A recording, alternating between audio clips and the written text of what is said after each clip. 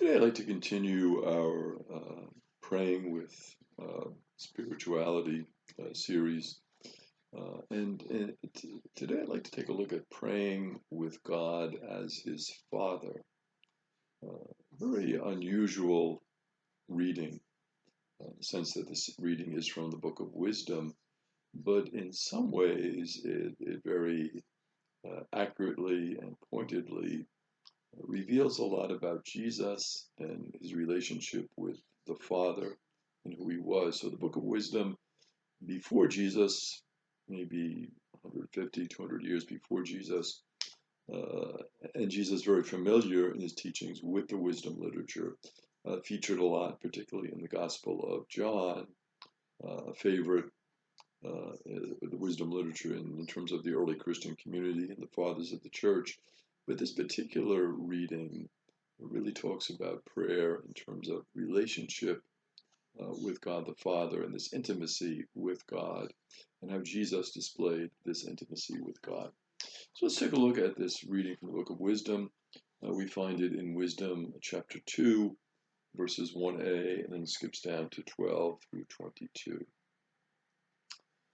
The wicked said among themselves, thinking not aright, let us beset the just one, because he is obnoxious to us.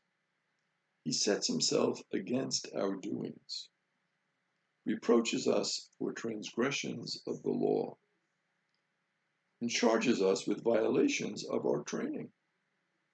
He professes to have knowledge of God and styles himself a child of the Lord. To us, he is the censure of our thoughts. Merely to see him is a hardship for us. Because his life is not like that of others, and different are his ways. He judges us debased. He holds aloof from our paths as from things impure. He calls blessed the destiny of the just, and boasts that God is his Father. Let us see whether his words be true. Let us find out what will happen to him. For if the just one be the Son of God, he will defend him and deliver him from the hand of his foes.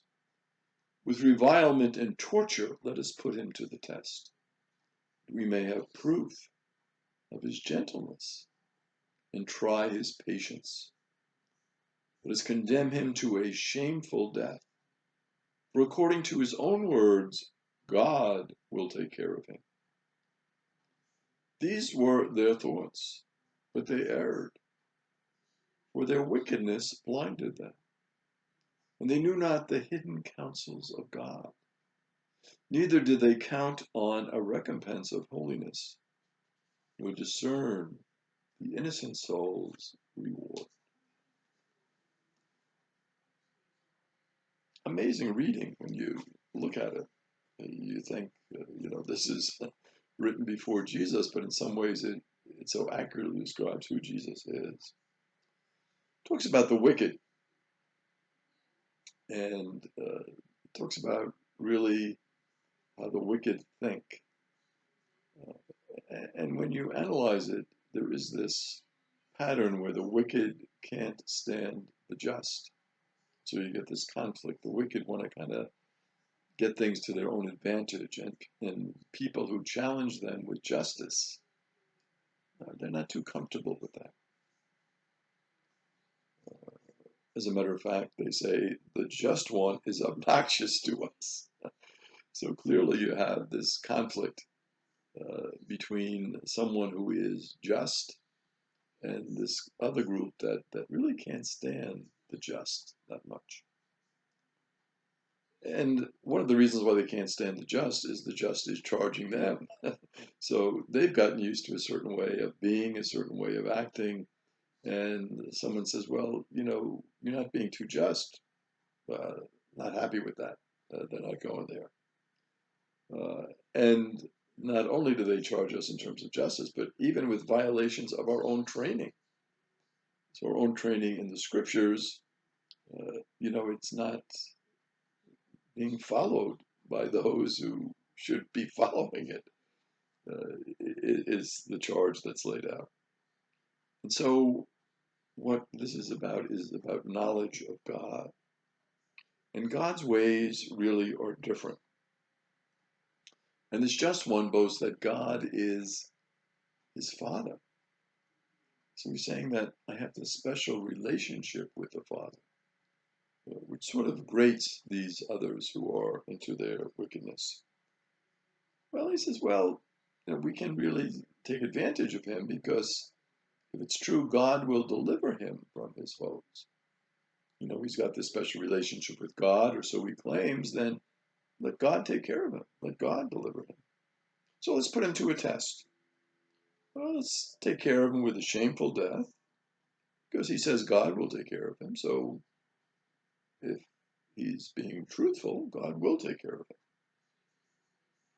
And what happens is their wickedness blinds them. And it shows us how wickedness can overtake us. So we can't see what is just, what is true. We've gotten into a certain way of being. We have a certain bias where we don't even recognize that we're acting in an unjust way. And so what we're dealing with here is the hidden counsels of God and this recompense of holiness that the reading talks about, and the innocent soul's reward. So the person who is truly just will have a reward because they are innocent, and God will take care of them. And even though this reading is from the Book of Wisdom, it's before the time of Jesus, it kind of, in many ways, evokes in us as we read it a sense of, wasn't this what Jesus was about? He was about justice. And he pointed out the failings of those who were wicked. And so did not make too many friends among them. So let us, in the spirit of this reading, pray with God our Father, as Jesus prays and teaches us to pray with our Father. God, we thank you for the gift of justice. Help us to be truthful, to be honest. Help us to advocate for those who are being oppressed. Help us and give us the strength to stand up against the wicked. And help us always, God, to put our trust in you as Jesus did. Strengthen us on our call to follow you completely and totally. And we ask for this grace through your name, God. For you are our God,